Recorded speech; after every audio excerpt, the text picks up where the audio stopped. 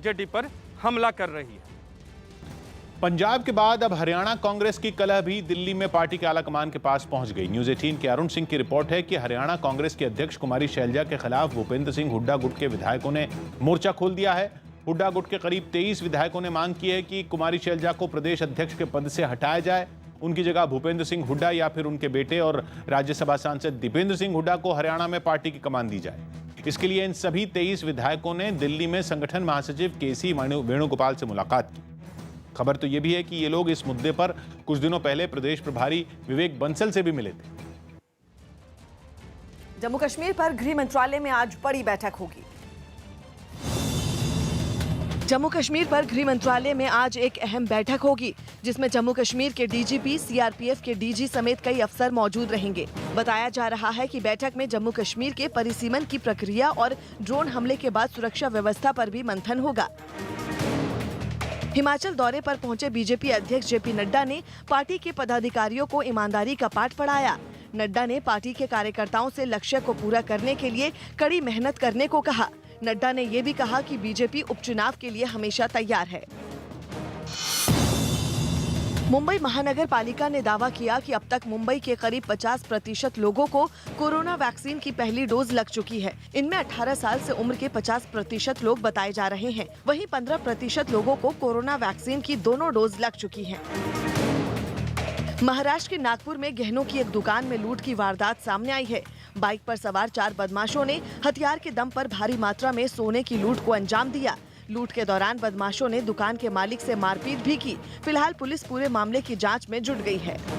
दक्षिण अमेरिका के देश चिली की राजधानी सैंटियागो में जोरदार बवाल हुआ। राष्ट्रपति और सरकार का विरोध करने वाले जिन लोगों को पुलिस ने काफी वक्त से गिरफ्तार कर रखा है, उनकी रिहाई की मांग तेज हो गई, जिसके लिए प्रदर्शनकारियों ने वहां की संसद यानी नेशनल कांग्रेस के बाहर हल्ला बोल दिया और सैकड़ों की तादाद में इकट्ठा हुए इन लोगों ने खूब हंगामा किया। सरेआम पत्थरबाजी करते लोगों से बचने के लिए सुरक्षा बल ने शील्ड का सहारा लिया और इनको तितर-बितर करने के लिए पानी की बौछार की गई। लेकिन बेखौफ प्रदर्शनकारी बीच हंगामे में पुलिस से सवाल जवाब करते दिखे। सरकार के विरोध में सड़क पर उतरे लोगों ने झंडे और बैनर पकड़कर मार्च भी किया, जिसमें वो लोग तरह तरह के अतरंगी मास्क लगाए नजर आए। किसी ने तुरही और ड्रम बजाकर अपना विरोध दर्ज किया, तो किसी ने सड़क किनारे दीवार पर खास ग्राफिटी आर्ट में सरकार विरोधी संदेश लिखे। वहीं इस दौरान पुराने प्रदर्शनों में मारे गए लोगों की याद में मोमबत्तियां भी जलाई गईं। इस बीच चिली में नया संविधान बनाने की तैयारी जोरों पर है। एक तरफ सड़क पर हंगामा होता रहा, तो दूसरी ओर वहां की संसद यानी नेशनल कांग्रेस बिल्डिंग के अंदर नया संविधान लिखने की तैयारी चलती रही। लेकिन बाहर हो रहे बवाल की वजह से ये काम भी कुछ देर के लिए रोक दिया गया। हरियाणा के रोहतक से चौंकाने वाली कुछ तस्वीरें सामने आई हैं। वहां एक पूर्व सरपंच पर 2 बदमाशों ने रात के अंधेरे में फायरिंग कर दी, जिससे इलाके में दहशत फैल गई। ये तो गनीमत रही कि पूर्व सरपंच को वो गोली नहीं लगी और उनकी जान बच गई। बताया गया कि उन लोगों ने इस घटना से पहले उन्हें फोन पर धमकी भी दी थी, जिसके बाद वो उनके घर के बाहर पहुंचे, जो कि सामने आई सीसीटीवी फुटेज में भी साफ दिखा। कुछ देर वो लोग पूर्व सरपंच के मकान की बाउंड्री वॉल के इर्द गिर्द घूमे और फिर अपने अपने चेहरे को कपड़े से ढके उन बदमाशों ने घर के अंदर बैठे सरपंच पर गोली चला दी। इसके बाद एक मोटरसाइकिल पर सवार होकर वो दोनों वहां से चले गए। गोली चलाई, मैं उठ के भाजा हूं, वेला हमारी तरफ भागे। रात के सन्नाटे में हमले की जानकारी मिलने के बाद पुलिस भी इस मामले की जांच में जुट गई। कार्रवाई जारी है, जल्द से जल्द उनको गिरफ्तार किया जाएगा। इस हमले में पूर्व सरपंच की जान तो बच गई, लेकिन इलाके में डर का माहौल बन गया। महाराष्ट्र विधानसभा का मॉनसून सत्र शुरू होते ही ऐसा हंगामा हुआ कि बीजेपी के 12 विधायकों को साल भर के लिए सस्पेंड कर दिया गया। आरोप है कि बीजेपी विधायकों ने स्पीकर के कमरे में जाकर गाली गलौज और मारपीट की, जिसका एक वीडियो बाद में एनसीपी नेता नवाब मलिक ने ट्विटर पर डाला। वीडियो में स्पीकर के कमरे में होता हुआ हंगामा तो दिखा, लेकिन न तो कोई साफ आवाज सुनाई दी और न ही कमरे के अंदर मारपीट होती दिखाई दी।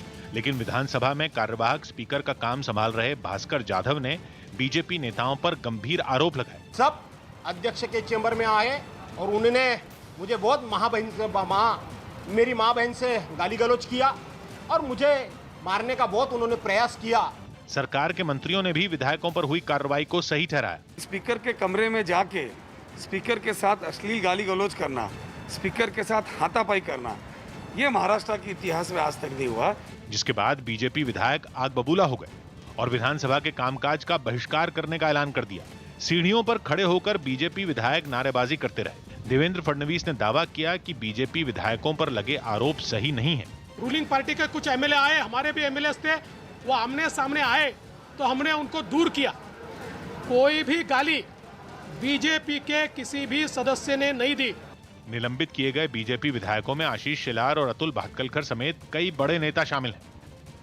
मोहन भागवत के सबका डीएनए एक है वाले बयान पर घमासान छिड़ गया।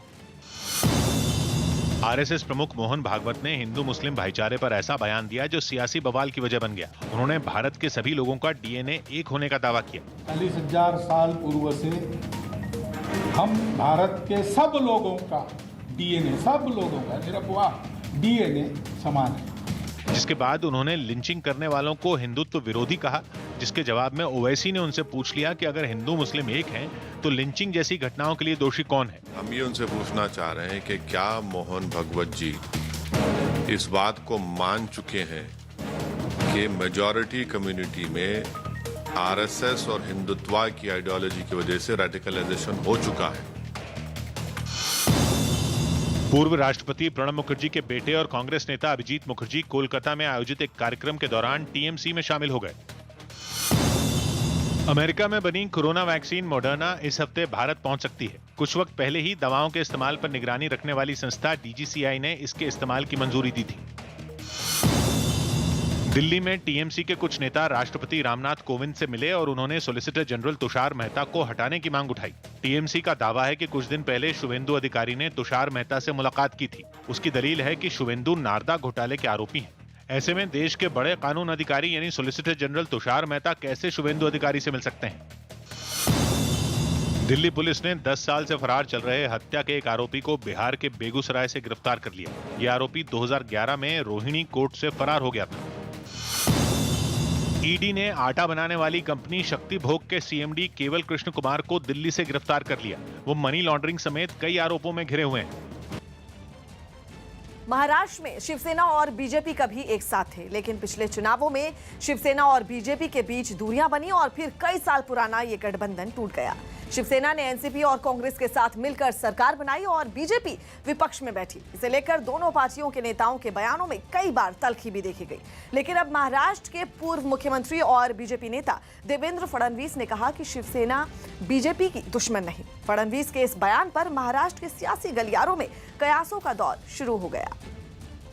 महाराष्ट्र के पूर्व मुख्यमंत्री और बीजेपी नेता देवेंद्र फडणवीस के एक बयान ने महाराष्ट्र की सियासत में एक नई बहस छेड़ दी है।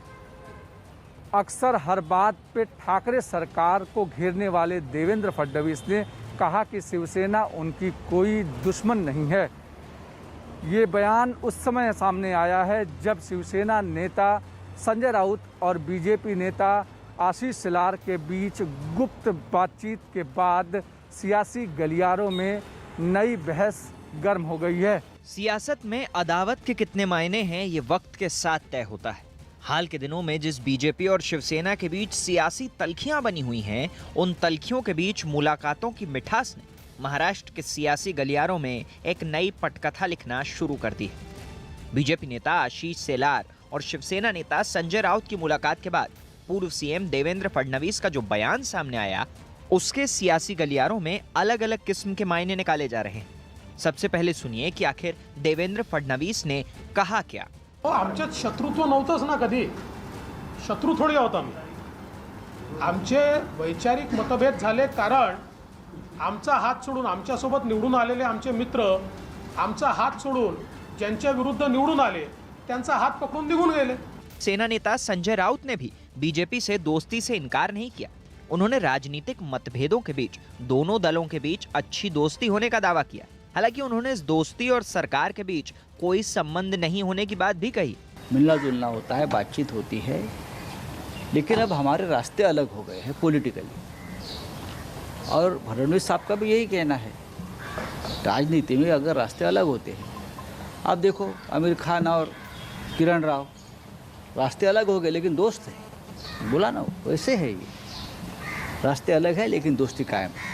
पिछले महीने मुख्यमंत्री उद्धव ठाकरे ने दिल्ली जाकर प्रधानमंत्री नरेंद्र मोदी से मुलाकात की थी कुछ मिनटों की अकेले में हुई मुलाकात ने महाराष्ट्र के सियासी गलियारे में अलग अलग चर्चा और सुगबुगाहट तेज कर दी थी।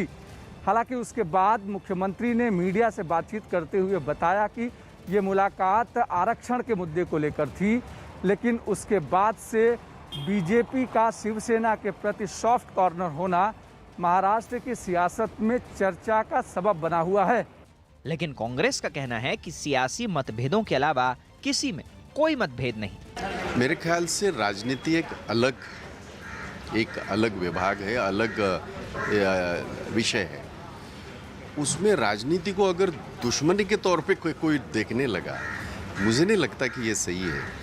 और एक जिसको कहते हैं ना, एक स्ट्रांग राजनीति वही होती है, हमारे मुद्दों की लड़ाई है, चाहे हम भी विपक्ष में थे, हमारे मुद्दों की लड़ाई, ये कोई जाति दुश्मनी थोड़ी है। फडणवीस जी ने कल स्टेटमेंट दिया है कि बीजेपी और शिवसेना में दुश्मनी नहीं है। तो बिल्कुल है, महाराष्ट्र के राजकारण की यही मानसिकता है कि हम लोगों का कोई आपस में बैर नहीं होता, ये चुनाव की प्रक्रिया होती है। देवेंद्र फडणवीस ने जो स्टेटमेंट दिया उसमें कोई नयापन नहीं है। शिवसेना और कांग्रेस के साथ गठबंधन में शामिल एनसीपी भी इस कूटनीतिक बयानों के दंगल में कूद पड़ी। एनसीपी नेता नवाब मलिक ने देवेंद्र फडणवीस के बयान पर अपनी प्रतिक्रिया देते हुए कहा था कि हाथ मिलाने से दिल की दरार खत्म नहीं होती। दिल मिले न मिले, हाथ मिलाते रहिए। अगर मन में दरार है तो जबान से बोलने से दरार खत्म नहीं होती। हम ये मानते हैं कि महाराष्ट्र में राजनीति में कटुता या शत्रुता नहीं रहनी चाहिए, इसमें हम विश्वास नहीं रखते। लेकिन हाथ मिला लेने से, जबानी जमा खर्च कर देने से बिगड़े हुए रिश्ते सुधरेंगे, अगर किसी को लगता है तो अच्छी बात है। महाराष्ट्र में कभी शिवसेना और बीजेपी के गठबंधन की सरकार हुआ करती थी, लेकिन आपसी मतभेद के कारण गठबंधन टूटा और शिवसेना कांग्रेस एनसीपी के एक बेमेल गठबंधन की सरकार बन गई। कांग्रेस और शिवसेना के बीच आए दिन तल्खियां जमीन पर दिखाई देती हैं। इस बीच देवेंद्र फडणवीस का ये बयान कि शिवसेना कोई दुश्मन नहीं है, आने वाले महाराष्ट्र के भविष्य की तरफ इशारा करती है। उत्तर प्रदेश में अगले साल होने वाले विधानसभा चुनाव से पहले गोमती रिवर फ्रंट घोटाले में सीबीआई ने बड़ी कार्रवाई की। न्यूज़ 18 के अजीत सिंह की रिपोर्ट है कि सीबीआई ने कुल 189 लोगों के खिलाफ एफआईआर दर्ज की, जिनमें सिंचाई विभाग के तबके अफसर, इंजीनियर और ठेकेदार शामिल हैं। इतना ही नहीं, इन लोगों की गिरफ्तारी के लिए यूपी में लखनऊ के साथ नोएडा, गाजियाबाद, रायबरेली, आगरा और कुछ दूसरी जगहों पर छापे भी मारे गए। और ये कार्रवाई सिर्फ उत्तर प्रदेश में ही नहीं सिमटी, बल्कि उसके साथ राजस्थान और पश्चिम बंगाल समेत 7 राज्यों में कुल 40 ठिकानों पर छापा मारा गया। आरोप है कि राज्य की पिछली अखिलेश यादव सरकार में लखनऊ में गोमती नदी के रिवर फ्रंट को बनाने के लिए 1513 करोड़ रुपए मंजूर किए गए थे, जिसमें 1437 करोड़ रुपए जारी होने के बावजूद रिवर फ्रंट का महज 60% काम ही पूरा हो पाया। इस प्रोजेक्ट के चीफ इंजीनियर रूप सिंह यादव पहले ही जेल में है और जब सीपीआई ने आरोपों के घेरे में आए बाकी लोगों पर कार्रवाई अब तेज कर दी।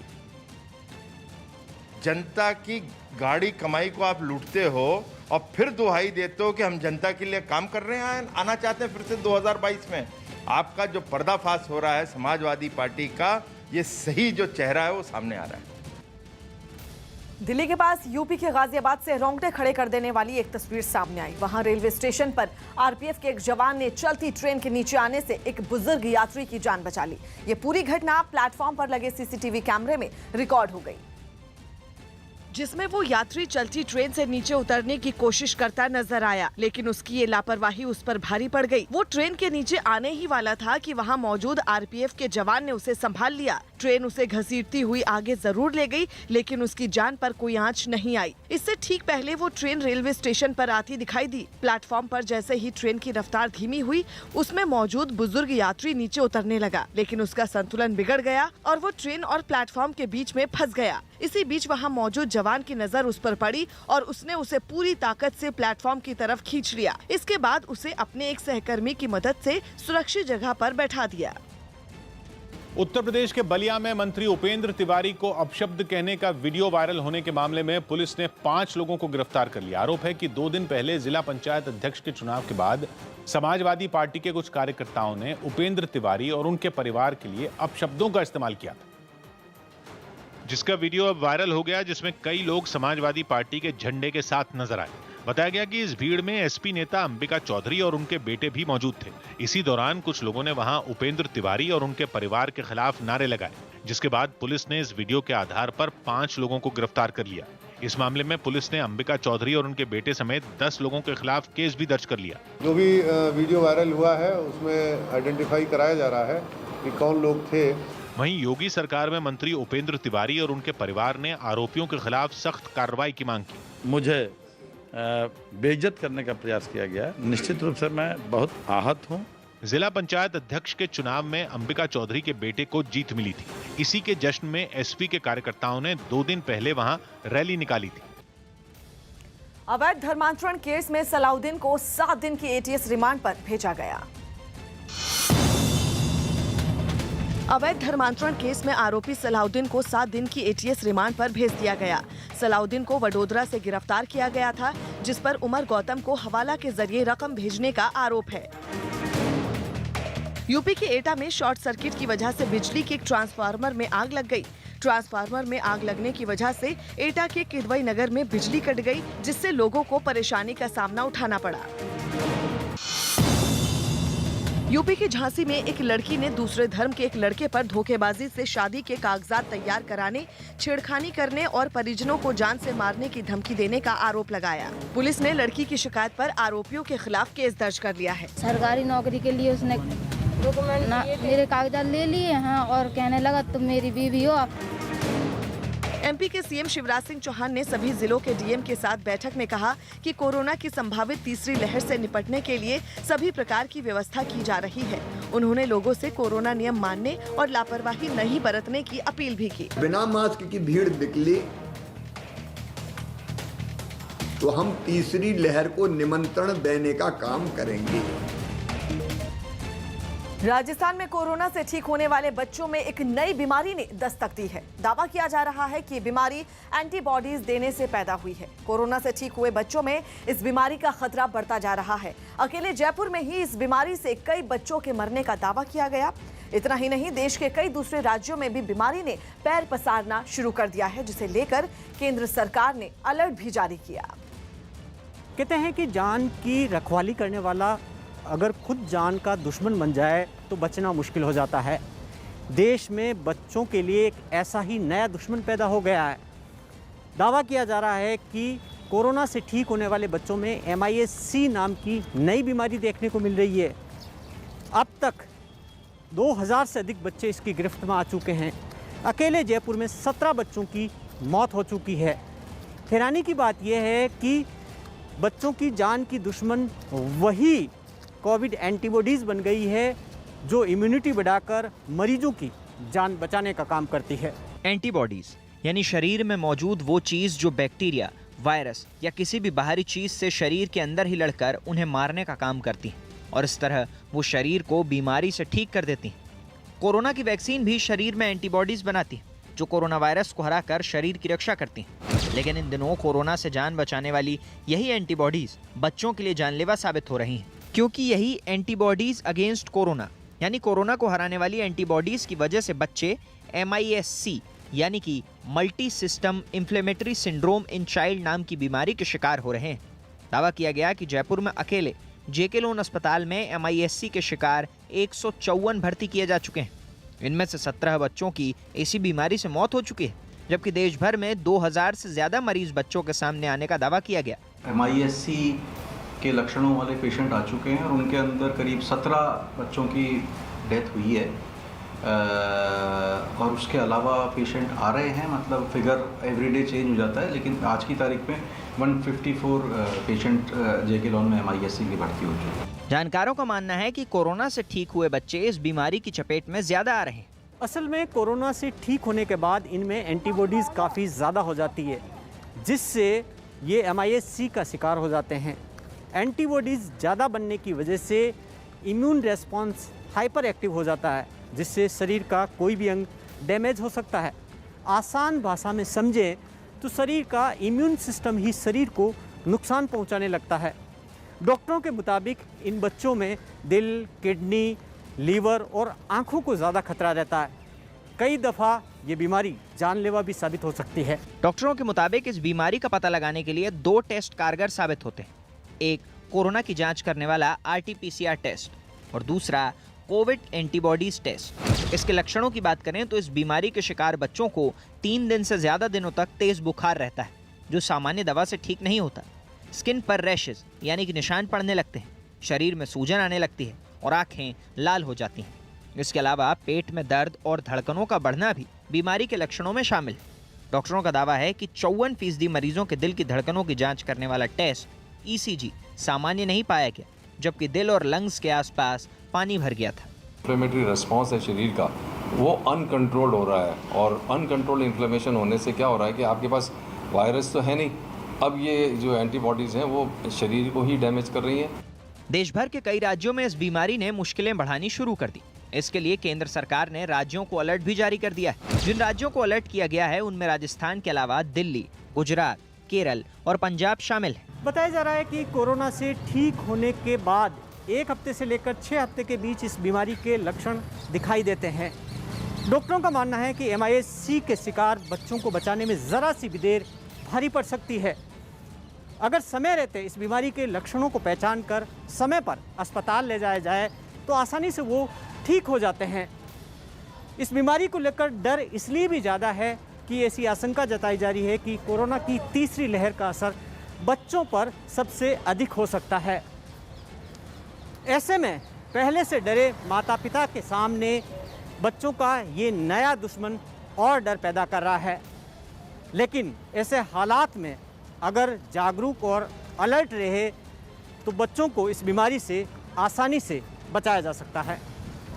सोशल मीडिया पर अपनी बात लिखने वालों पर मुकदमे दर्ज होने का मामला सुप्रीम कोर्ट में पहुंचा, जिस पर सुप्रीम कोर्ट ने चिंता जताई। न्यूज़ 18 के एहतशाम खान की रिपोर्ट है कि ऐसे मामलों पर सुप्रीम कोर्ट में केंद्र सरकार को 2 हफ्तों में लिखित जवाब देने को कहा गया, जिसमें यह जानकारी भी देने को कहा है कि देश में ऐसे कितने मामले दर्ज हुए हैं और उनका स्टेटस क्या है। इस मामले में एक जनहित याचिका दायर की गई थी, जिसमें कहा गया था कि सोशल मीडिया पर टिप्पणी करने वालों पर पुलिस कार्रवाई कर रही है। खासतौर पर उत्तर प्रदेश में दर्ज हुए इस तरह के मामलों का जिक्र किया गया और बताया गया कि ऐसे मामलों में आरोपियों को जेल तक भेजा जा रहा है। जस्टिस RF नरिमन ने टिप्पणी करते हुए कहा कि वो जानते हैं कि हालात हैरान करने वाले और चौंकाने वाले हैं।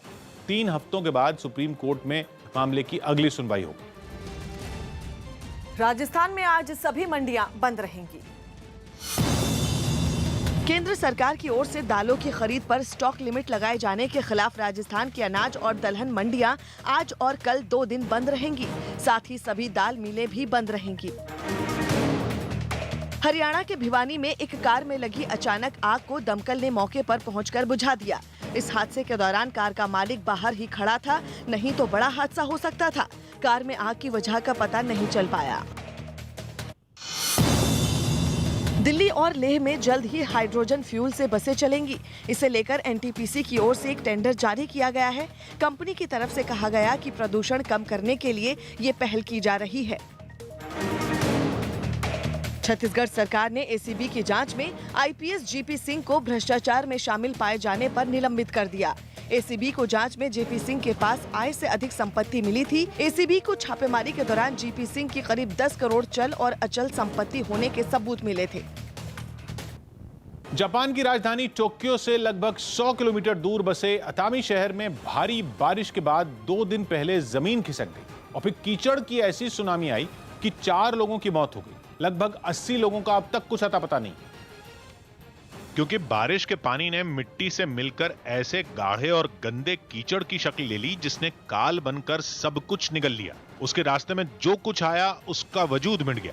लोगों के घर खिलौनों की तरह बह गए और जिन्होंने सैलाब से 2-2 हाथ करने की कोशिश की वो चकनाचूर हो गए। नतीजा ये हुआ कि मकान के मकान कई टन कीचड़ के ढेर में दबे दिखे और जब मजबूत मकान न टिके तो फिर गाड़ियों की क्या मजाल, उनकी तो कब्र ही खुद गई। जो खूबसूरत शहर पर्यटकों से गुलजार रहता था वो मिट्टी और कीचड़ के अंबार में सनकर मटमैला हो गया। एक वीडियो में तो प्रकृति के प्रहार के आगे बौने पड़े विकास की सन्न करने वाली तस्वीर भी देखने को मिली। उसमें पीछे बुलेट ट्रेन गुजर रही थी और सामने गलियों में सैलाब उफान मार रहा था। वहीं आसमान से जब तस्वीरें ली गईं तो पता चला कि जिस जगह जमीन खिसकी वहां तो कई फीट गहरी खाई बन चुकी है। मतलब ऐसी भयानक आपदा कि 2 दिन बाद भी बचाव अभियान जारी रहा।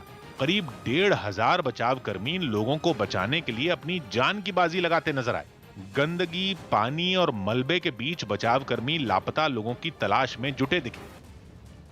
थाईलैंड की राजधानी बैंकॉक से रोंगटे खड़े कर देने वाली कुछ तस्वीरें सामने आई। वहां एक केमिकल फैक्ट्री में भीषण आग लग गई जिसमें एक आदमी की मौत हो गई जबकि कई लोग घायल हो गए। ये आग वहां एक जोरदार धमाके के बाद तेजी से भड़की और ये धमाका इतना जबरदस्त था कि दूर से ही आसमान में आग और धुएं का बड़ा गोला बनता दिखाई दिया और फिर पलक झपकते ही पूरी फैक्ट्री आग के शोलों में धधकने लगी। इस भयंकर आग ने पूरी इमारत को चारों ओर से अपनी गिरफ्त में ले लिया। इन उठती लपटों को जिस किसी ने भी देखा उसका कलेजा कांप उठा। आसपास के पूरे इलाके में घना काला धुआं छा गया जिसकी वजह से वहां साफ देख पाना तक मुश्किल हो गया। हादसे की खबर मिलते ही दमकल की कई गाड़ियां वहां पहुंच गईं। हादसे वाली जगह पर पहुंचे फायर ब्रिगेड के कर्मचारियों ने बिना वक्त गवाए तांडव मचा रही इन लपटों पर पानी की बौछार करनी शुरू कर दी।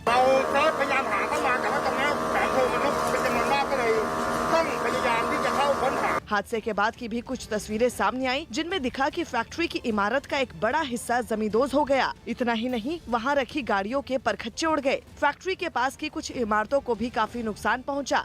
बताया गया कि ये सब धमाके का असर था जिसकी वजह से उन इमारतों की दीवारें टूट गई। उनकी खिड़कियों के शीशे और दरवाजे सब चकनाचूर हो गए। इस खतरनाक धमाके ने कुछ ही देर में ऐसा कहर बरपाया कि पूरी फैक्ट्री तबाह हो गई। हालात बिगड़ते देख आसपास के इलाकों को खाली करवा लिया गया। कोरोना से ठीक हो चुके कुछ लोगों में एक नई बीमारी का खतरा बढ़ रहा है। न्यूज़ 18 की श्रेया दुबे की रिपोर्ट है। मुंबई के हिंदुजा अस्पताल में कोरोना से ठीक हो चुके कुछ लोगों ने एवास्कुलर नेक्रोसिस नाम की बीमारी का उनमें पता चला है। इस बीमारी को बोन डेथ भी कहा जा रहा है क्योंकि ये बीमारी हड्डियों को नुकसान पहुंचाती है। बताया गया कि कोरोना के इलाज के दौरान जिन लोगों में ज्यादा मात्रा में स्टेरॉइड्स का इस्तेमाल किया गया उनमें इस बीमारी के लक्षण मिल रहे हैं। डॉक्टरों के मुताबिक इस बीमारी में हड्डियों तक खून की सप्लाई बंद हो जाती है और हड्डियां नरम पड़ जाती हैं। इसका नतीजा ये होता है कि कुछ लोगों को जोड़ों का दर्द शुरू हो जाता है और ज्यादा गंभीर हालत होने पर हड्डी टूट भी सकती है। इसको कंफर्म करने के लिए हम लोग एडवाइस कर रहे हैं कि एमआरआई किया जाए। एमआरआई से क्या है कि तुरंत मालूम पड़ जाता है और फिर खासियत तो ये है कि एक बार डायग्नोसिस हो गया हमारे पास इसका मेडिकल ट्रीटमेंट है। हरिद्वार की हर की पैड़ी पर देर रात जन्मदिन की पार्टी करना दिल्ली के कुछ लड़कों को भारी पड़ गया। कोरोना की वजह से वहां नाइट कर्फ्यू लागू है लेकिन इसके बावजूद कुछ लड़कों ने नियमों की अनदेखी की। वो लोग हर की पैड़ी पर केक काटकर जश्न में डूब गए। इसी बीच ड्यूटी पर तैनात पुलिस कर्मियों ने जब उन्हें रोका तो वो लोग उनसे उलझ पड़े। पुलिस और पार्टी कर रहे लड़कों में काफी देर तक तीखी बहस भी हुई। इसके बाद वहां मौजूद पुलिस वाले भी उन लड़कों पर भड़क गए। जब मामला बढ़ने लगा तो हंगामा कर रहे लड़कों को पुलिस थाने लेकर चली गई और उनमें से 2 लड़कों पर केस दर्ज कर गिरफ्तार कर लिया गया। ब्राजील के साओ पाउलो में राष्ट्रपति जायर बोल्सोनारो के विरोध की आग तेजी से फैलती जा रही है। महामारी में लाखों को खो चुके ब्राजील के लोगों ने बोल्सोनारो पर कोविड वैक्सीन से जुड़े सौदों में भ्रष्टाचार करने का आरोप लगाया और उनके खिलाफ सड़कों पर उतर आए। जहां से सामने आई तस्वीर में हजारों लोगों का हुजूम सड़क पर इकट्ठा नजर आया जो जोर शोर से प्रदर्शन करता दिखा। इस दौरान उनके हाथों में झंडों के साथ पोस्टर और बैनर नजर आए जिन पर राष्ट्रपति के विरोध में संदेश लिखे दिखे। प्रदर्शन में शामिल लोग सफेद गुब्बारे और ईसाई धर्म का क्रॉस निशान वाला प्लेकार्ड भी थामे नजर आए। वहीं इस बीच ड्रम बजाते हुए कुछ लोगों ने खूब नारेबाजी की। राष्ट्रपति बोल्सोनारो के इस्तीफे की मांग पर अड़े लोगों के हाथों में उनका पुतला भी नजर आया। वैसे तो भीड़ खुद सोशल डिस्टेंसिंग की धज्जियां उड़ाती दिखी लेकिन सभी प्रदर्शनकारियों ने मिलकर राष्ट्रपति पर महामारी के दौर में लापरवाही बरतने और देश के लोगों की हत्या का आरोप लगाया। आरजेडी के एक कार्यक्रम में लालू यादव भी जुड़े। पटना में आरजेडी के 25 साल पूरे होने पर एक कार्यक्रम का आयोजन किया गया। इस कार्यक्रम में लालू यादव दिल्ली से वीडियो कॉन्फ्रेंसिंग के जरिए शामिल हुए और बताया कि वो जल्द लोगों से मिलने के लिए बिहार का दौरा करेंगे। बहुत जल्दी पटना ही नहीं पूरे बिहार के हर जिला में हम अपने उपस्थिति को दर्ज कराएंगे। बहुत जल्दी छुट्टी हमको मिलेगा अस्पताल से। मौसम विभाग ने दिल्ली और एनसीआर समेत देश के बचे हुए हिस्सों में 10 जुलाई तक मानसून पहुंचने की उम्मीद जताई। छत्तीसगढ़ के बिलासपुर में डाक विभाग ने अस्थि विसर्जन योजना शुरू की। इसके तहत डाक विभाग कोरोना की वजह से जान गंवाने वाले लोगों की अस्थियों को गंगा में बहाएगा। स्पीड पोस्ट से डाक विभाग इन अस्थियों को हरिद्वार, प्रयागराज और वाराणसी भेजेगा। फिर वहां की एक सामाजिक संस्था पूजा के बाद इन अस्थियों को गंगा में बहाएगी। इस काम के पूरा होने के बाद डाक विभाग लोगों के घरों तक गंगा जल की एक एक बोतल भी पहुंचाएगा। इस योजना के तहत अपने परिजनों की अस्थियां भिजवाने के लिए लोगों को डाक विभाग की वेबसाइट पर ऑनलाइन रजिस्ट्रेशन करवाना होगा। सुप्रीम कोर्ट ने टूल किट मामले में दाखिल एक याचिका पर सुनवाई से इनकार कर दिया। कोर्ट ने सुनवाई के दौरान टिप्पणी की कि अगर याचिकाकर्ता को टूल किट पसंद नहीं है तो उसे नजरअंदाज करना चाहिए। इससे पहले बीजेपी ने भी आरोप लगाया था कि कोरोना से निपटने में प्रधानमंत्री की इमेज को खराब करने के लिए कांग्रेस ने ये टूल किट बनाई थी। इसी के बाद याचिकाकर्ता ने अदालत में कांग्रेस के खिलाफ अपील की थी। बिहार के नवादा में बढ़ती महंगाई के खिलाफ महिलाओं ने अनोखे तरीके से सरकार के खिलाफ प्रदर्शन किया। महिलाओं ने अपने सिर पर घरेलू गैस के सिलेंडर रखकर प्रदर्शन किया, जिसकी तस्वीरें हम आपको दिखा रहे हैं। प्रदर्शन कर रही महिलाओं ने बड़े दाम बिना किसी देरी के वापस लेने की मांग की और इस दौरान महिलाओं ने केंद्र के खिलाफ जमकर नारेबाजी भी की।